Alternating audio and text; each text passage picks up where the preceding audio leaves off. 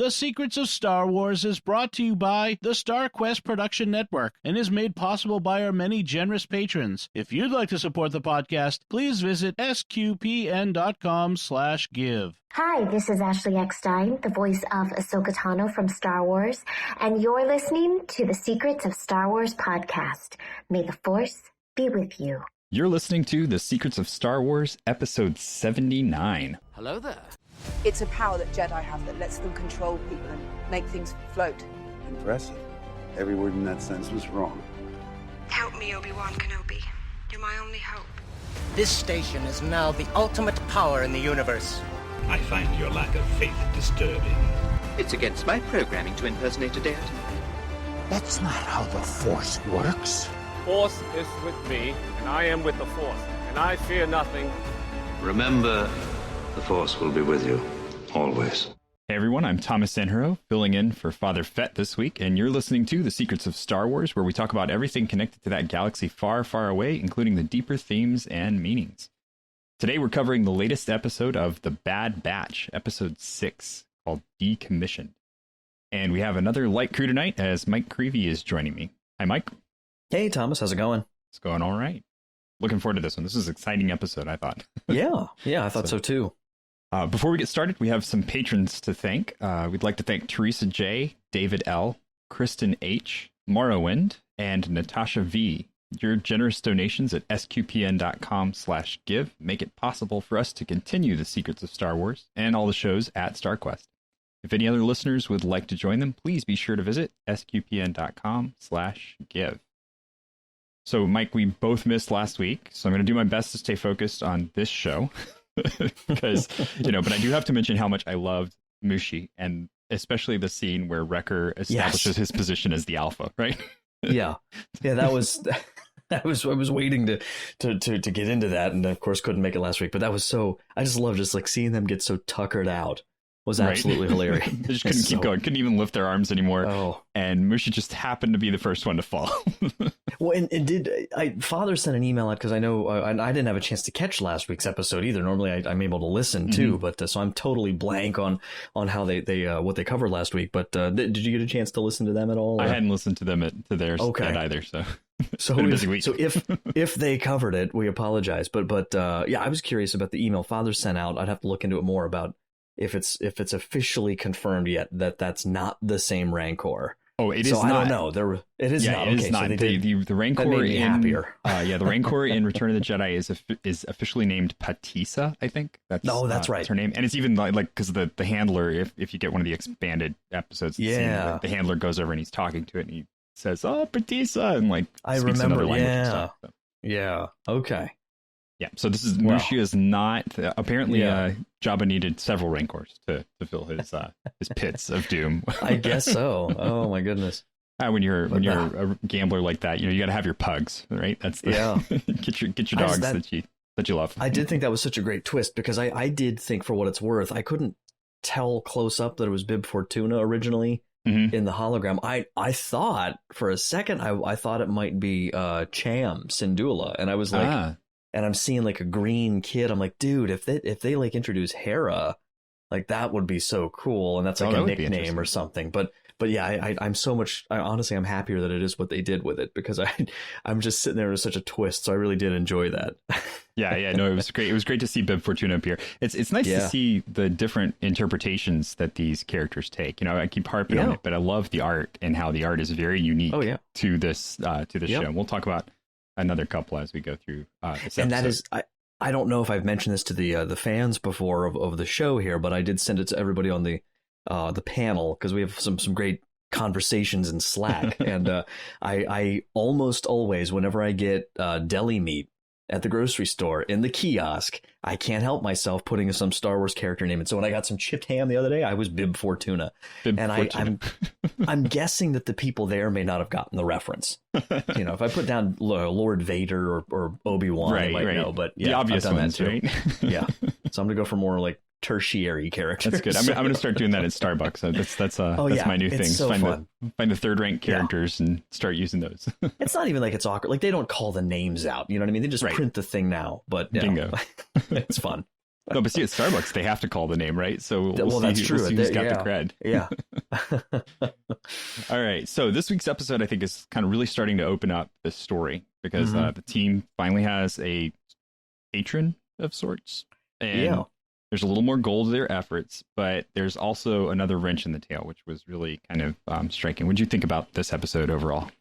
I really enjoyed it. I think it was a good blend. And actually, it's funny because I had to go back and double check. It's much shorter than I realized at first. So it wasn't like 21 minutes, 22 minutes, something like that.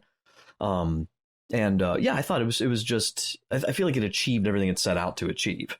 Right. And I agree that it's the way that they're kind of sort of plugging them in with Sid and this network. Really kind of opens up a lot of possibilities. I think it makes sense. It's an arrangement that makes sense.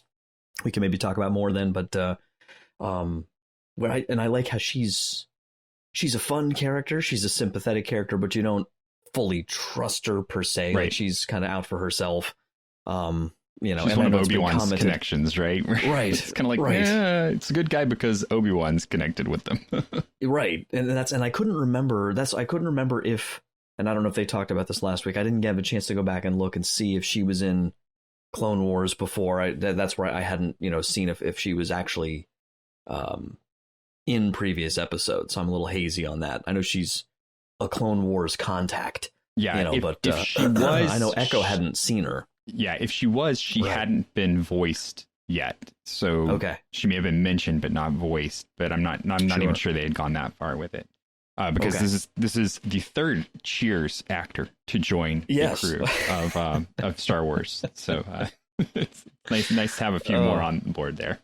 But she does a great job with the role too. So brilliant to have Rhea Perlman, like running because you could have had her doing all sorts of stuff. She could be a mechanic, she could be whatever, but like to have her be a bar manager, owner kind of thing. That's pretty fun. So we'll go through the episode and kind of shoot at different parts of it. So we open with a training scene. Omega's trying out her new Zygerian crossbow, which I thought it was interesting that they put her under Echo's tutelage for this. It wasn't Hunter or anybody. It was Echo is the one they chose to tutor her on this. And she's not great, but as anyone who's done any archery can tell you, she's not really that bad. This is actually for your first time doing archery with a bow that's obviously too heavy for you. She's doing a pretty good job. She's not, like breaking anything except for the bar. She progresses, as she goes even in this episode. But Yep. And so she's doing a pretty good job, and Echo's doing a pretty good job of teaching her. They've still got that military thing to them, like do it again, and it's kind of they need to tone it down because it's a kid, encourage her. She's doing a good job. Yep, keep her going. Right. She's like, I hit it 3 times. He's like, out of 12. Do it again. Until you get all of them on there, we're not done. Yep. So sadly, we don't get to see her finish the training because Sid interrupts and kind of voluntells the team that they have a mission. She's got a mission for them, and they're going to do it. And Hunter tries to kind of wrestle the reins back from her and is promptly shut down, which is very much Rhea Perlman thing. That's she makes sure that the ball is in her court the whole time. Well, and I loved. I wrote down. I don't know if you're going to mention this, but I loved it. When Tech starts to try to comment about the tactical droids, and she's like, "This is my briefing goggles." My briefing. Just like, it reminds me a little bit of just the snarkiness of Han, a little, and I always think of, just casually, like just storming down the hallway in the Millennium Falcon and just saying to BB-8, move, ball. It's just always one of my favorites. Well, he's got those good like one-line descriptions or one-word descriptions of people. He calls goggles. Goggles. It's just it's that quippy, like just being able to pin something. It's very poetic almost. Oh yeah. Well, and was it the last episode where she said like Wrecker says he wants to do the mission, and she's like, "Oh look, it talks." Right. Like it's just like, and really, he looks so hurt. Like the way they put his face, he's like, "Oh, well, of course I talk. Why wouldn't I talk?" Oh my gosh. Yeah, she's sharp. Yep. So and we get it. It's a standard infiltration mission, right? Just sneak in, pick up a special tactical droid, and and get out. No problem. These guys have probably done 1,000 of these, right? And so my wife is like, okay, so now we're adding kind of some larceny into the mix. And I'm like, come on, they're commando commando clones. That's what they do. Yep. Finally, they're back to actual work that they know what they're doing with. Yeah. Yeah. And so they get there and they realize that there are droids that are like the municipal droids are defending the facility. And so they're going to recover this tactical droid that is a very valuable commodity, as Sid points out, because they'll help beat the clones, which is, kind of adds another reason to the Empire's wanting to switch away from the clone armies. So I'm seeing the case being built of why they don't want the clones anymore, right? And I love that factory, by the way. Oh yeah, or not really a factory, I guess, but like a what would it be facility called? Right? Yes, it was funny because it's like the extreme other end of that giant factory from episode 2. Exactly. Yeah, I was but just very much reminded of that. Right. And I don't know if I got, this is sort of random, but I got like a Terminator 2 vibe a little bit. Just with like the melting. Yeah, there's a little bit of that metal going on. Yeah, that's very true. And somebody else pointed out that, and at least from some of the video games, I remember like when you'd be inside the Sandcrawler, where they had like a little like molten smelting kind of like area in there, just for their work and stuff. So it's very much that like just a great setting for a chaotic kind of battle with lots of danger, right? What's not to like? Yeah, no, it's fantastic. Well, and I was really proud of the team too, because this time they ended up giving Omega not a dramatically important role, but they actually gave her something to do, just watch for the droid. And it's kind of an afterthought, but it actually turns out to be an important part of the team rather than just leaving her on the ship. You stay there and we'll go take care of this kind of thing. Yeah. And then Wrecker. Or Wrecker. Oh my gosh. We're reminded early on that he's not fond of heights. And then Hunter just goes, you go up to the very tippy top and watch out. You keep lookout up there. Well, and when they tell him, they're like, and they're pestering him like over there, like, what's taking you so long? And they're like, just go do it. It's like, easy for you to say. He's standing there just so upset that like this has to be him. Well, and I just love his complaint. It's that was a Crosshair's job. It's like, yeah, Crosshair's not with us anymore, Wrecker. You need to go take care of this. Oh my gosh. Well, then I love it. He gets up there and like they're telling him he needs to get across at that. This is a little bit ahead of things, but like he needs to get across to that other spot. And he looks down, and it's not the pit of molten metal that he's worried about, right? Right. It's the height. Right. It's the distance down to it. Far up. Like, oh my gosh. Of course, you're not going to survive when you land in the molten metal, but it's the fall that he's really worried about. Oh man. So I love his character. He's just a fantastic addition to the team. Yeah, and so each one of them has this, just critical. Like if any of them was missing, the episode would be missing something. You know? And it's interesting that they've now gone. Is it two whole episodes now, or is it even more than that? I'm trying to think. When's the last time we saw Crosshair? Was that episode 4? It might have been. We saw him a little bit. Yeah, because we didn't see him. Because I know with the he wasn't in the he wasn't in that. So I would be surprised if he's not in the next one. Yeah. Or if there's some kind of Tarkin or because I feel like if you go one more, you start to lose that plot thread. Right. Yeah. Well, they've mentioned him in both of these. It's like this was Crosshair's comlink. Now it's this. This was Crosshair's job. So they're trying to fill in all the blanks. But you really do. Yeah. I think we need to see him again pretty soon now. So the mission goes south, of course, because couldn't just be a piece of cake. No cakewalks on this one. When they've discovered that there's another team going for the same droid, right? So somebody sneaks by, grabs the droid head, runs off with it, and very quickly the fight over the MacGuffin ensues. Yes. So everybody's got to get it, right? And I don't know, did you immediately catch on to who this was? Because my family was all like, I did not. Yay! I did not. Mine was, as soon as she opened her thing and started talking and said, and they said Rafa, they all, but especially the girls were like, oh yay, this is the sisters. And I'm like, wait, what? What sisters? And this is where I did make a note, and the way I wrote it, I stand by the way I wrote it, just because it's a little kind of like poking a little bit just because I'm curious, and maybe I'm totally wrong on this, but the way I wrote it, the first thing that came to mind, I was like, did we deserve a Han cameo? That was the way I was originally thinking about it, because I thought, now, I'll just for a second, if I can, because I was wondering, like, we're going to Corellia, and as soon as they say Corellia, I thought, well, that's kind of cool, because we haven't, been there in a while, and it was so well done, the animation on it, that it really linked in so well with like Solo, and especially the beginning, of Solo.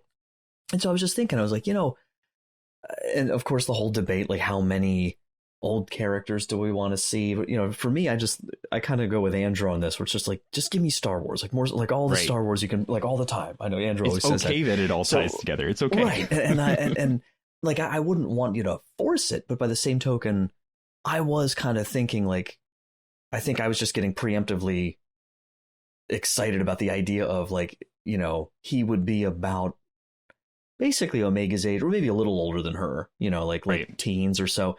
But I was thinking, like, as soon as you saw someone run on the conveyor, and I'm like, oh man, here's this like scrappy kind of scoundrel, like, just the way that he described when he's trying to get on Tobias Beckett's team, and he's arguing his case, like, I've been doing all this since I was 10 years old or whatever, and he's like listing all the stuff he can do, and I was just like, oh man, this would be a really cool little window into that, right? And well, they'd already done the so double mention too, so it's on Corellia, and then they'd already mentioned the Quat, Quat as a place, which is, if anybody who knows Expanded Universe, that's kind of a Han Solo connected place as well. So bottom line, I mean, I think I no regrets. I mean, I do like where it went.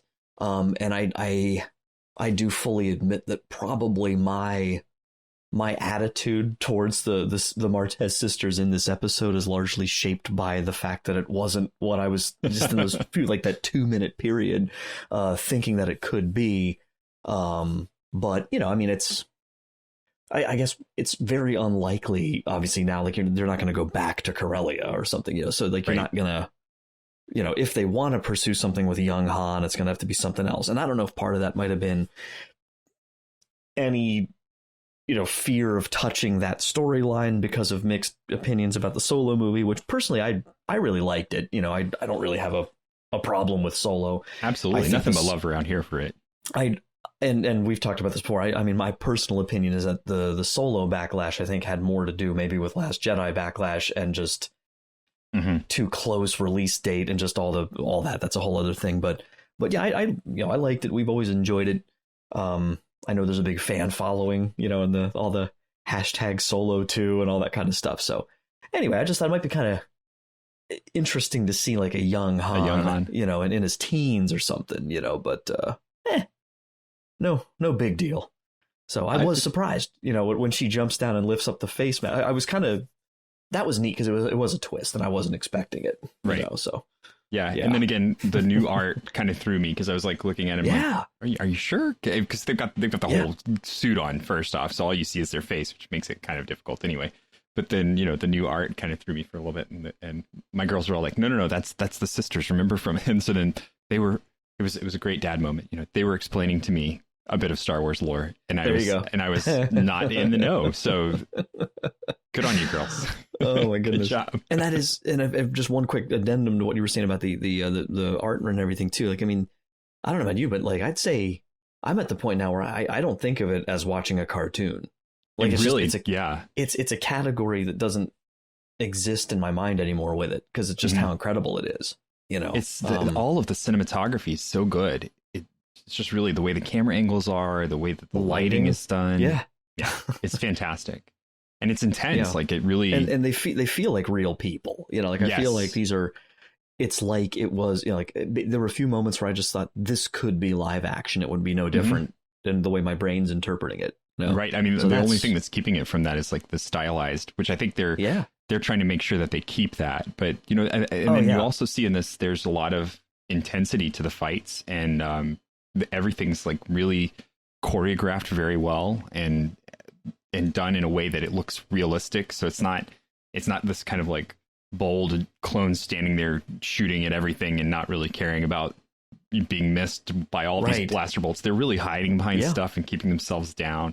And the motion seems very fluid, and that's, I know there's a very different style obviously between Clone Wars and Rebels, but as much as I love Rebels, it can be very choppy. You know, they run in a very like, you know, unrealistic, you know, kind of almost video game type sometimes like angle, and I mean that's fun too. But that's not what it. When I watch this, it just feels. And I don't know if is any of this motion capture. I don't know. I don't think it is. Probably is. They've gotten to a point. Yeah, they've gotten to a point where mocap's so easy that because I know they mocap that big fight between Ahsoka and Maul, but like you could, but that was a really, you know, high visibility, important, high stakes kind of thing. So, but yeah, it feels great, you know, or it feels very organic, you know, when you watch it. Yeah, no, they've definitely got it down to a science, and I'm loving it. No, give me more. give me as much as you guys are ready for, right? Yep.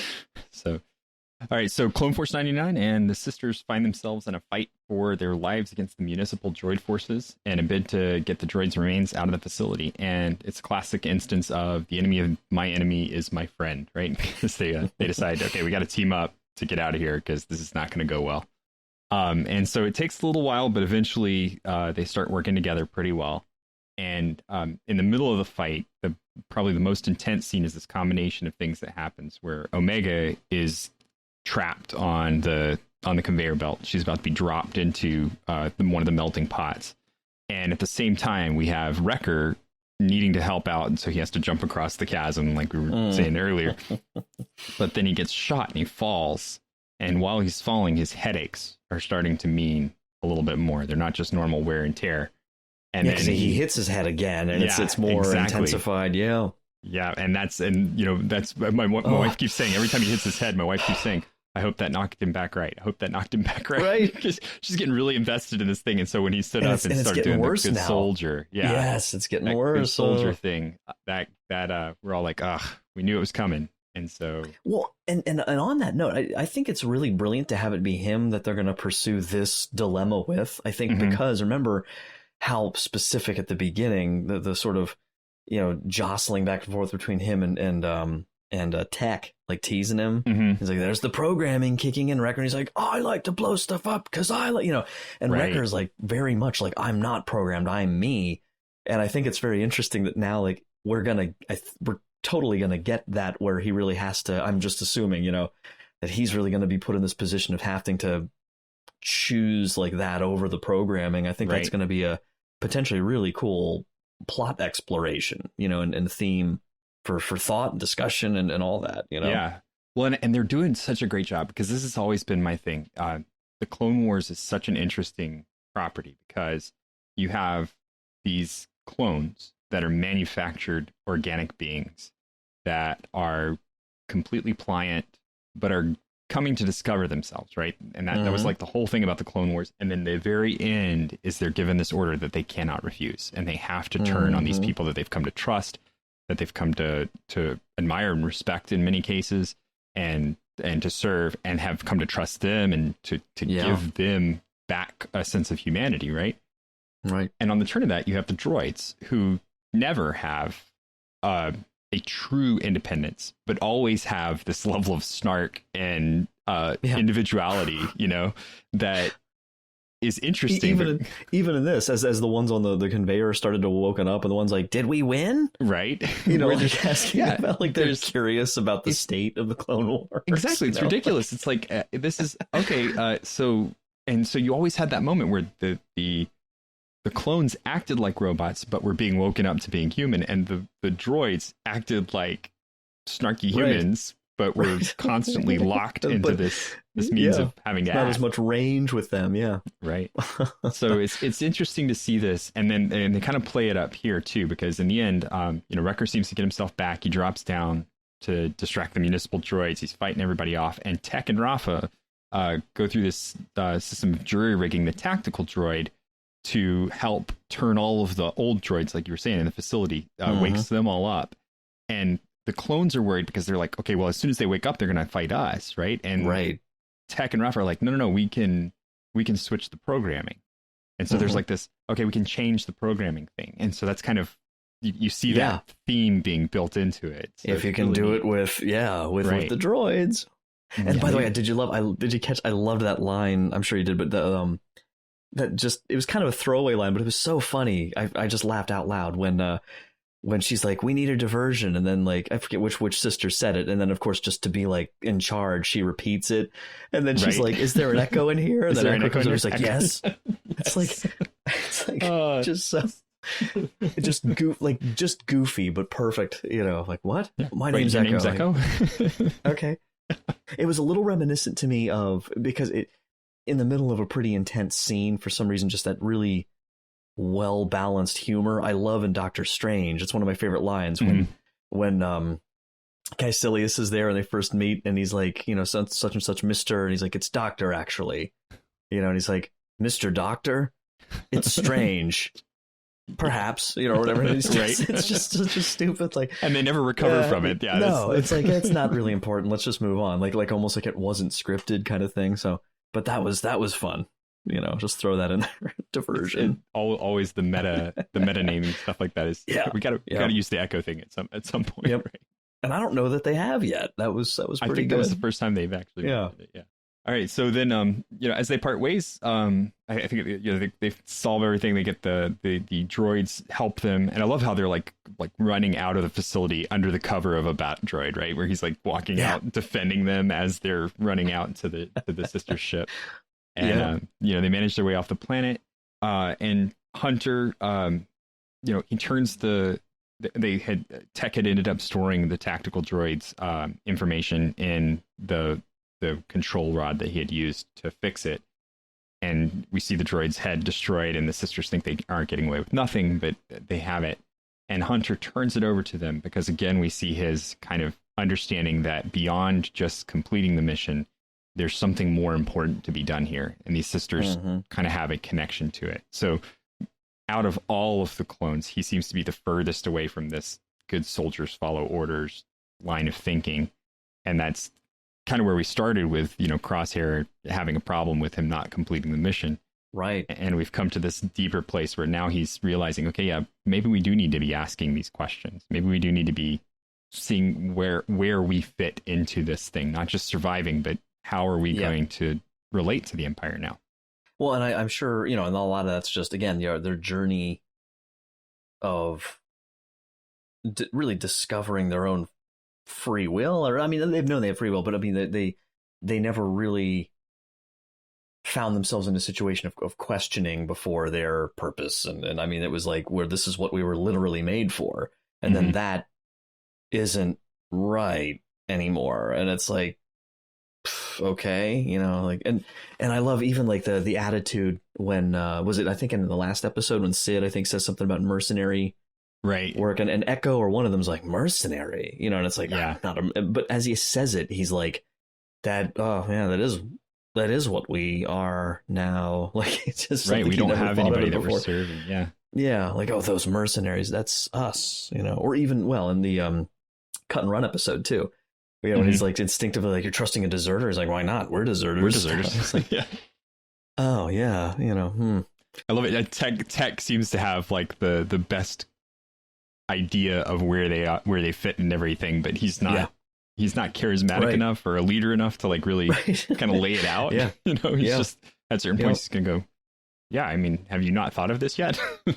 Well, and it's funny too, because they do, it seems like it's almost like they're discovering these main guys from the Bad Batch have really discovered, and it's not taken them as long, like it was always there, but it's like they're discovering that there's more of a loyalty to each other than they realized, you know, just in and of itself. Right. Not just because they were part of this bigger mission, but there's something even deeper. And it's like, that's going to be, if they can save Crosshair, because I feel like the Star Wars assumption is that he'll be redeemed, but there is part of me that's kind of like, maybe not. I don't know. I mean, like, I don't want that to happen, but I do like that they're making it difficult to just assume that by just having him just completely have no compunction whatsoever about blowing away innocent, unarmed people. I'm like, oh, okay. Yeah, because this is a kid's show. Remember? Yeah. No, well, but you know, that's one of those the original things, like, Star Wars was too. Like the original Star Wars, I think we forget that a lot, that the original Star Wars was that way too. And Vader doesn't get a free pass, right? No. In the end, he has a heroic death, but he has a death, and it's redemptive. how well would he have been received into the community after, you know what I mean? Right. Like, because I thought the same thing with Kylo, you know, in episode 9, where it's like, as much as I wanted him to survive, I was still like, he had them kill that entire town of people on Jakku. Right. He had, you know, it's like, there's some things that like, you don't just like, well, he's a good guy now. It's like prison, you know, for maybe you're like forever, you know what I mean? Like, right. Like at least, or some kind of, I mean, because yeah, that is, you know, forgiveness isn't an easy pill to swallow. Well, especially not on that scale, right? No, I mean, that's so that, yeah, I think that is good that the stakes are higher, you know, but yeah. It'll be interesting to see where they go with it. I'm sorry. No, sorry. It'll be interesting to see where they go. Yeah, the programming. Yeah, exactly. That's what it comes back to, right? Yeah. So, and how Crosshair is still very much committed to that, like the original, like the big picture thing, like that they were all supposed to be. Like he's not willing to let that go, where they just seem to have this allegiance to each other, you know. So it'll be cool to see how that plays out. Yeah, and then they're kind of finding that for Omega too. So Omega's kind of fitting into that family schema for it. Well, and Echo too. I think that's something that, you know, we've taken for granted, but Echo really is being incorporated as part of the team as well. Well, and with Omega, just real quick, because I love how they've really made her such a wonderful character in her own right, where honestly, for the last 2 episodes, I haven't really found myself primarily wondering about what her deal is and who she is and what the big mystery is, but that is still there, and they're gonna bring that out. But I think they're not dangling it in front of you like the carrot, just kind of like okay, enough, like, you know. So they really just made her just a wonderful, you know, character. I think. Yeah, she's very well rounded and fits into to all the stuff that's going on.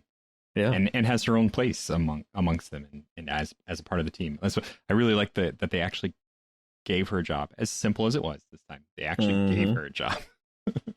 Yeah. But, so then we get the interesting scene. I think the kind of kicker at the end of this one, right, is because the sisters did have their stint in the Clone Wars was a connection to Ahsoka, and so this is kind of back to the everything ties together in Star Wars, which is I'm okay with. I think, you know, it makes sense because they do have to be brought into the fold somehow, and they have this communication with a mysterious figure in which they tell the figure, because we don't know who it is, you know, we got the information, but we also now know about a group of rebellious clones that might be of interest to you. And so that's kind of where we get left at the end of this episode.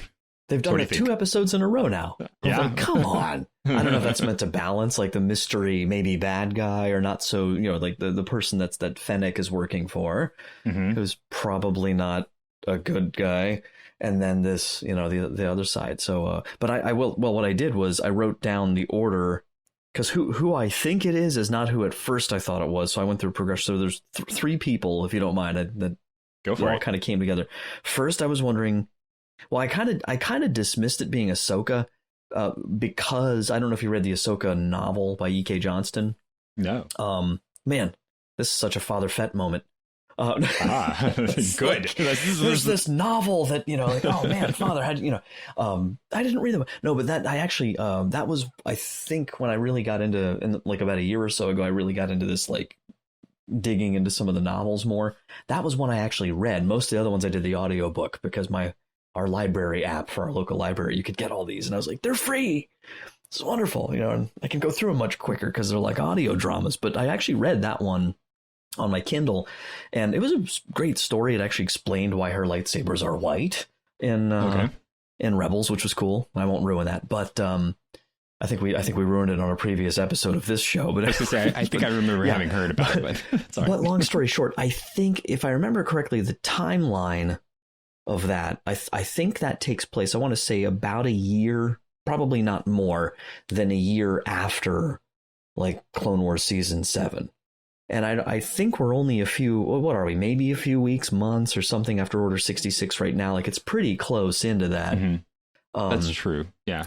So she, like, a year after, and that novel's canon. I think it was one of the first canon novels that they released, just called Ahsoka. By E.K. Johnston, and it's, like I said, it's about a year after Clone Wars Season 7, so it's further down the timeline than this episode of Bad Batch is taking place, and Ahsoka's very much, like, hidden, and she has some interaction, I think, with Bail, if I remember correctly, but it's very, limited, and it's a slow development because she's trying to figure out, she's trying to stay hidden because Jedi are being killed and all that, which makes sense. So Ahsoka, to me, she's not out there frontlining like Rebel Alliance stuff at this point. So first I actually thought it might be Bail because he's there kind of from the beginning. Then I kind of, with that, I was thinking maybe Saw. But that would be a tie-in to the show itself because he's been in the episode. But I think it's Rex, and I think it's Rex because now I don't know why they would be in contact with Rex, but because their connection, the Martez sisters' connection, was to Ahsoka, but I don't recall because they split. Like they were with her. I can't remember exactly how the transition worked. Where like Ahsoka teamed up with. Oh my gosh, I just lost her name. Katie Sackhoff's going to kill me. I don't know her, but she said hi on our show and stuff before. No, oh, for goodness sake. I'm not going to save you. Bo-Katan. Yeah, thank you. Oh, you shouldn't. No, I'll get a Bo-Katan t-shirt or something just to pay, do penance for that. But like she, on the mission, if I remember correctly, they were on, was it Obadiah? I think the planet. I love that. Just pick a biblical prophet and name a planet after him. Yep. But on Obadiah, and that's of course that mission with the Martez sisters and all the chaos they're in, and that's where I think Bo-Katan oversees them, and then she links up with Ahsoka. And I don't remember exactly how they all parted. Yes, I don't remember if there was. So I'm not too clear if we know. Maybe you do. I don't know how the Martez sisters factor into the alliance right now. But I don't think there's any knowledge of it. I think if they're formal I think most people want it to be Ahsoka. But I'm with you. I don't think that she's gotten involved enough in the rebellion for that to be the case. And the main reason I thought Rex, quite frankly, not from anything I could see with the image or anything, I just thought, doesn't she say something like, something about clone troopers or sort of like she doesn't say renegade, I forget the word, but clone troopers, I thought you'd want to know. I don't know. There's just something, maybe I'm reading too much into that, but like Rex would want to know that. Yeah. That's a good point. He's one of the few who's not, because it's him and Wolf and Gregor, but we don't know if it's anyone else besides, and Cut, who's off doing his thing, but it's not most of them. Right. So I feel like they would want to know that. And since we know that, Rex had interaction with them, with, the Bad Batch specifically, right, in that season 7, I feel like, I think they've even teased, haven't they just flat out said he is in here somewhere? I don't know. I'm not watching spoilers or anything. I haven't watched any previews or. I can't imagine that he wouldn't be. And I don't know that connecting them with Saw would be the right move. I could see connecting them with Rex, because they already had an interaction with Saw, but it wasn't like a really. Like, hey, let's be friends kind of one, It's just, yeah. Interesting. So that's my guess. I don't know. Yeah, I was, my crew was like, oh, okay, that's got to be Ahsoka, right? And I was like, I don't know. I don't think that fits the timeline correctly. But I also like the fact that we might get to see through the course of the rest of this series how the rebellion actually gets started. Because that's one thing that was really neat in Rebels was you got to see the young rebellion, but you didn't get to see the rebellion start. And that's something they're starting to tease out here. And it'll be interesting to see that all come together because it feels like that's kind of where they're moving. And you had a tiny bit of I thought it was cool. Back to Solo again for just a second. I thought it was kind of cool that they did float a little of that kind of midway of like a huge cash infusion into the rebellion from none other than Han Solo, who wants to just, not become part of it, but a neat way to tie him in, but not really. Like, they don't even like Enfys Nest and them don't seem very mainline rebellion, but they're sympathetic, So yeah, no, you're right. Like the seedlings of it. It could be, oh my gosh, this is a terrible night for remembering names I didn't write down. It could be Mon Mothma. That was my. Was it yours? Okay, was possibly Mon Mothma. Yeah, I wonder because it fits the clothing, like the little scrap of clothing you get on the corner, kind of fits her dressing the way that sometimes. So I don't know. We'll see. It's an interesting puzzle to figure out. But I'm with you. I don't think this is Ahsoka. it's always been tough because like I've always with Bale and with Mon Mothma, because a lot of the books and stuff and like even in Rebels, like they do a good job of fitting them in and kind of showing them like working behind the scenes and stuff. But I've always just wondered, like Palpatine's the mastermind, you know what I mean? It doesn't mean he's omniscient, but like he's not an idiot, you know, and he's gotta have he had to have been on to Bale, you know? Well, I think that shows, I think so, because that shows when he actually, that's the first target that they used for the Death Star, right? Right. And I think it's not just that they had Leia in their hands. It was that they knew that this was what was up. But I think there's also some level of, as a mastermind, he still does need some buy-in from prominent figures. And Bale was still a very prominent figure of the Republic, that if he was going along with what the Empire was doing, then that gives them some credence, which seems kind of the way Bale was playing things. Because that's where I've always wondered, like this storyline right now is we're what, like, you know, what's the standard, what, 19 BBY here, you know, we've got, and I'm thinking to myself, like, that's, you know, 20 years. So for Mon Mothma and for Bale, I mean, 20 years is a long time to be in public in front of everybody and a subversive, you know, rebel.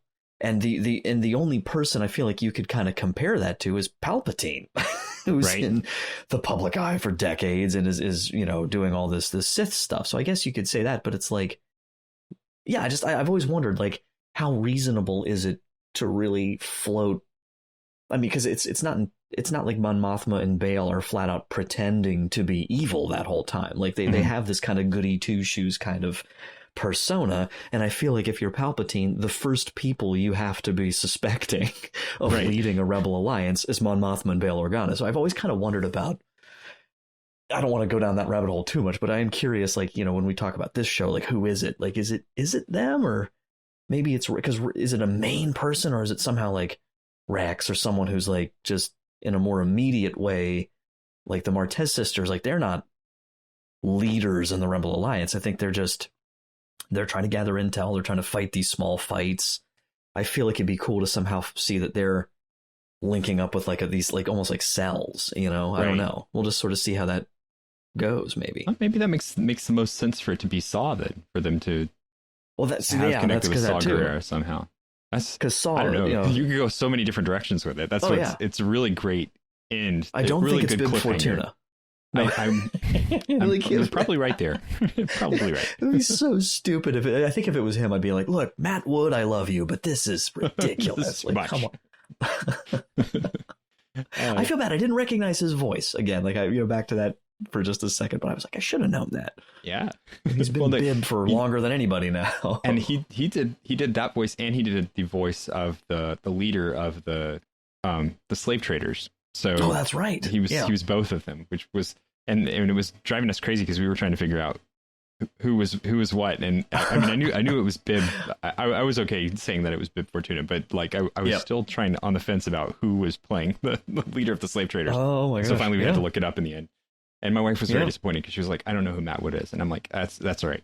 that's for like the too much nerd Star Wars nerds. You make it like completely more unhelpful. You're like, here, I'll show you. And you just go to like the end credits at the end of Mandalorian season 2. That's Matt Wood. That's Matt Wood. Well, okay, that doesn't. Okay. I like then when people are trying, who like, it is funny, like for the people who aren't there, you know, some of that challenge for people who want to be a fan, but they can't follow all of it too. You know what I mean? So then because I'll explain, like I'll show my wife or I'll show somebody like, oh yeah, that's this character. And then you show Return of the Jedi. And then they're like, but that was like 40 years ago. Like, it's a different actor. And this is a prequel. And this is a sequel. And it's like, yeah. And I just laugh because I'm like, well, it makes sense. It's like, it makes sense. Like, yeah, if you are for like 30 years. Yeah, if you've been keeping up with it the whole time and like reading all Fair about enough. and playing the RPG and so yeah, there's something for everybody for sure.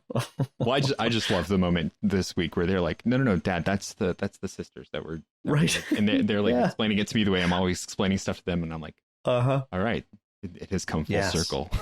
This is working. You know, the student has become the master. So do you think, like, I'm just curious, what do you think they're going to do with Wrecker with, and I don't know, if you had another thing you wanted to go to here, but I was just wondering, because we talked about him a little bit earlier, but I was just curious what you think about like what we might see with how far they'll go with him. Because I think the big question I have, and I've heard a lot of people asking, is what's the difference between like the inhibitor chip's direct relationship to like just Jedi slaughtering versus if you're in a day-to-day situation where there are none of them?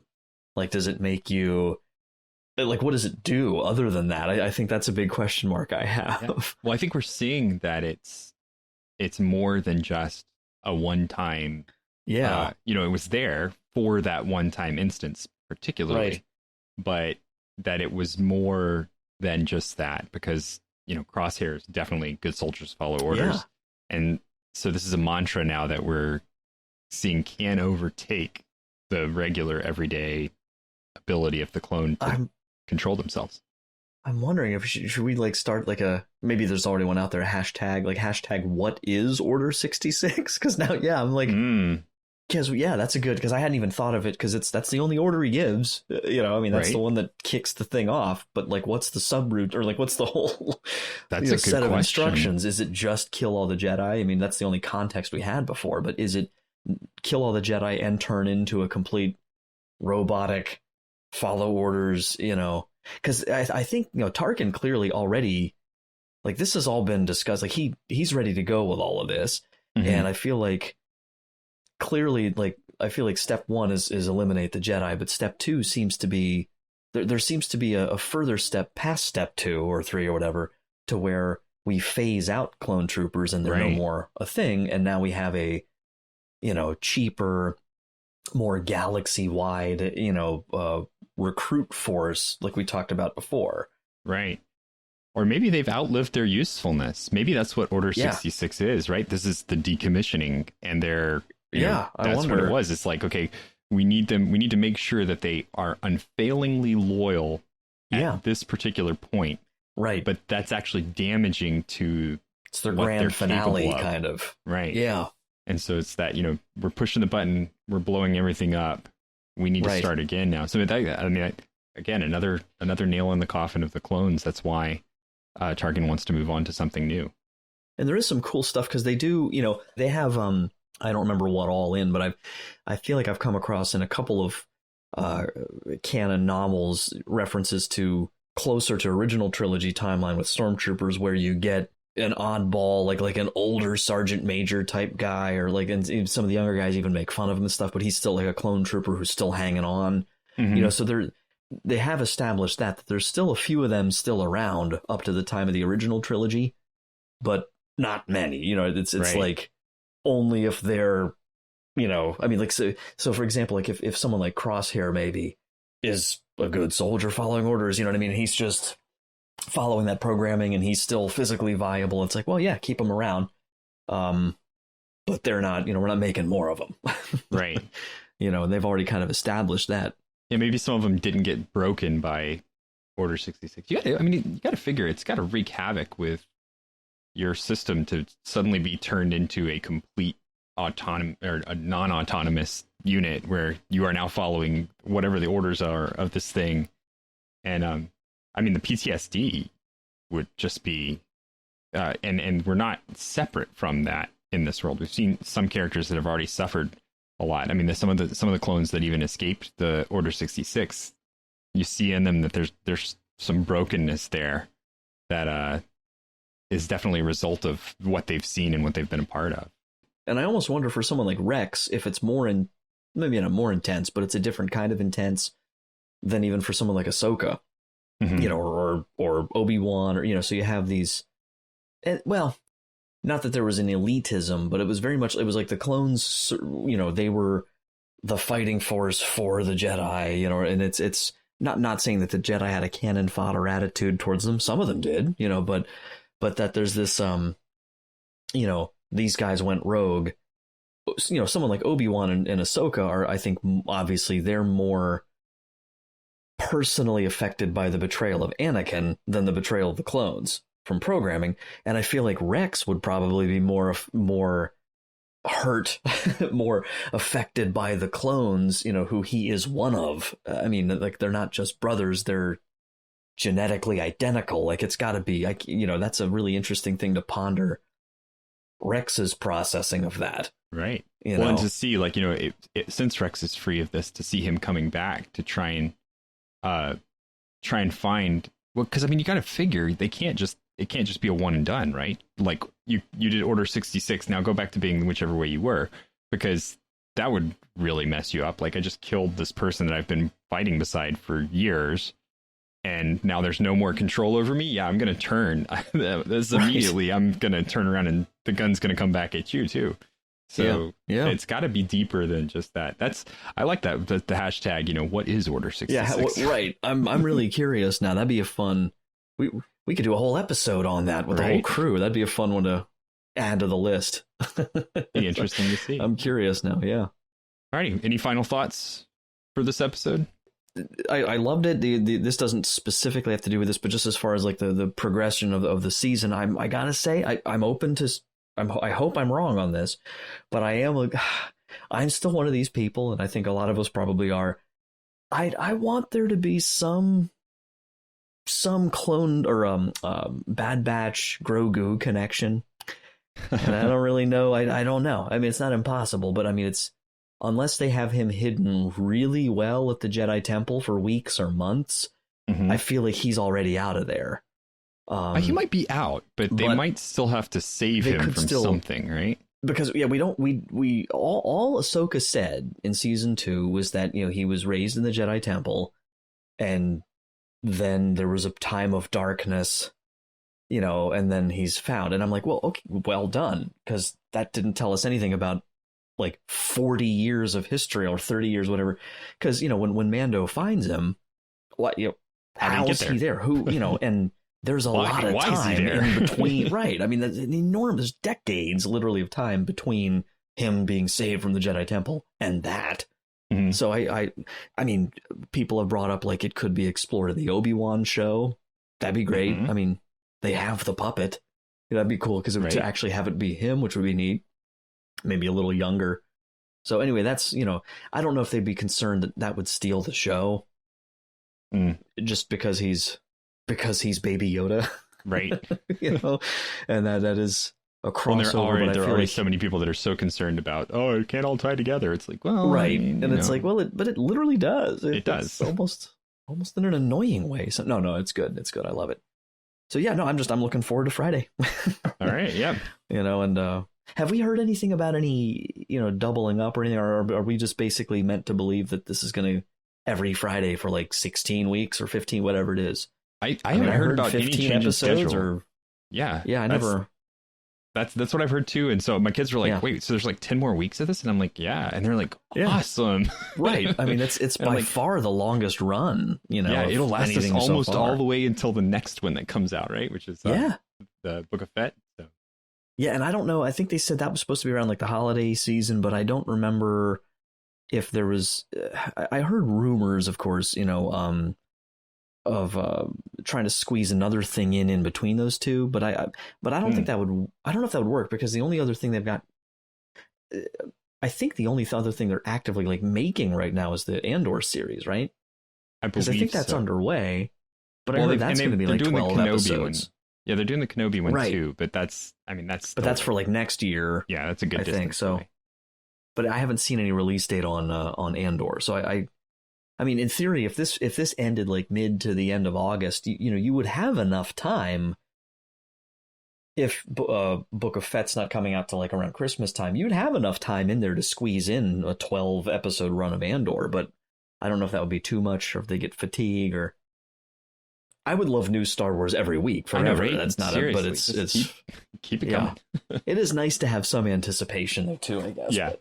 Well, no, that I'm loving the weekly release is fantastic because it gives you time to kind of digest the episode before you go to the next one. I think if they just dropped them all at once, it would be annoying because I would feel like I needed to hit them all on the first weekend, and I would hate it because I would especially if it's like this one where it's 8 hours worth of a series, I would watch all 8 hours because I would not want any of it spoiled and I would not enjoy it as much.